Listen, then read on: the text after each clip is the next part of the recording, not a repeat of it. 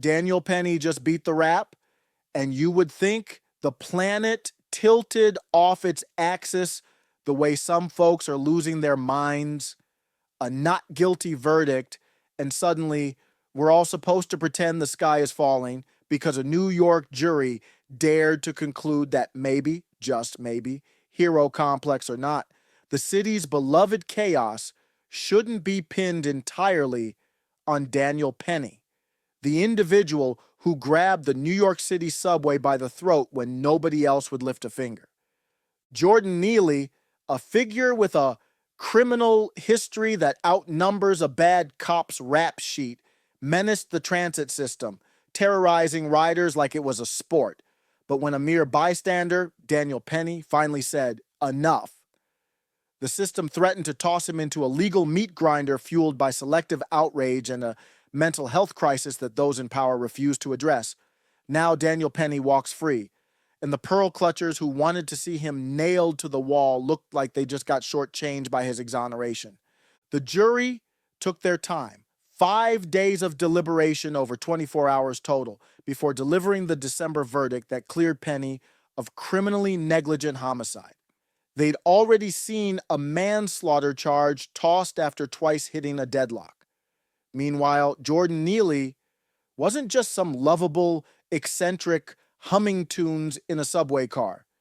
He'd racked up dozens of arrests, had a known pattern of violence, like brutal attacks on the elderly, and entered the train that day hurling death threats while reportedly high on synthetic marijuana. This wasn't a Disney character gone rogue. This was a known danger who'd slipped through the cracks of a city that claims to have a handle on public safety. Now, Daniel Penny's acquittal hits like a deflated balloon popping in the faces of those who predicted he'd be destroyed for daring to stop a violent menace. After all the screeching predictions, he just walked out of court with a clear head and a story that'll cost him in therapy bills, sure, but not his freedom. The jury didn't just wave him through, they examined hours of footage, studied the law's definitions, and carefully weighed both sides. Yet outside the courthouse, protesters clung to old slogans in the face of a verdict that didn't fit their script. Some chanted, "Say his name, Jordan Neely," while others hurled slogans like "racist this" and "oppressor that." It's an emotional karaoke night where the off-key chorus refuses to consider that maybe the problem wasn't Daniel Penny, but a state and city apparatus that keeps letting violent offenders slip through the cracks. If there's any dark humor in this, it's how the city's attempts to turn Penny into a sacrificial lamb ended in a big fat nothing burger. If prosecutors thought tossing him behind bars would prove some grand moral point, they must be feeling pretty broke right now. No pennies left in the meter. Instead of warning off vigilantes, they proved that a good chunk of the public recognizes a sham when they see it.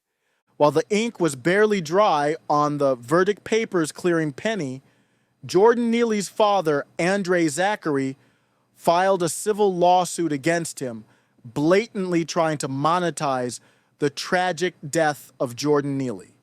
Zachary, who seemed absent during the countless days Jordan Neely drifted through homeless shelters and mental health hellscapes, now steps forward, lawsuit in hand, hoping to extract a payday from Daniel Penny.